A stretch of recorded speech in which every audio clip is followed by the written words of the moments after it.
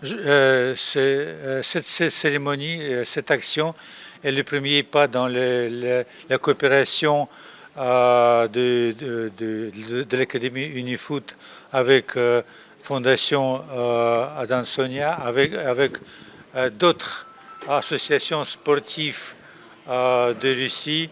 Et nous avons dans nos plans beaucoup plus d'actions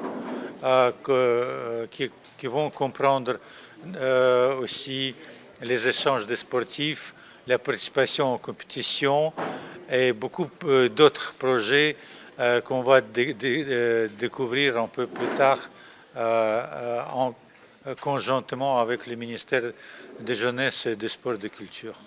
D'abord, nous remercions nos partenaires pour ces dons qu'ils viennent de nous faire,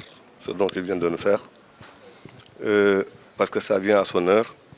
Et comme nous avons l'habitude de le faire, parce qu'à chaque année, nous remettons des cadeaux à nos élèves, c'est avec les meilleurs. On leur remet des fournitures scolaires, on leur remet des jeux d'équipement.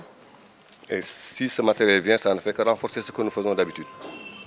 Donc nous allons garder ce matériel à bon escient et vraiment le remettre ça plus tard, peut-être que pour l'année scolaire 2025-2026.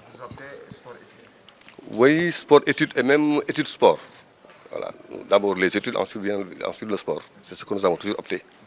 Et c'est ce que nous communiquons toujours aux parents. Et ces parents-là aussi, à chaque fois, nous font confiance et nous donnent l'opportunité d'encadrer leurs enfants.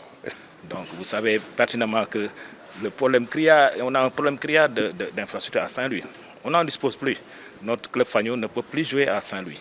Et pour ça, c'est vrai que le football, c'est le sport roi. Ok, c'est la locomotive qui devrait normalement tirer les autres disciplines. Mais aussi, il faut aussi saluer que les autres disciplines aussi sont là et qui méritent vraiment un accompagnement. En tout cas, cette opportunité que nous offre la Russie devrait aussi vraiment, on doit pouvoir aussi exploiter aussi ces autres disciplines. L'expérience de la Russie est là en termes de sport, en tout cas, mais aussi dans tout ce qui va aussi dans le développement en général.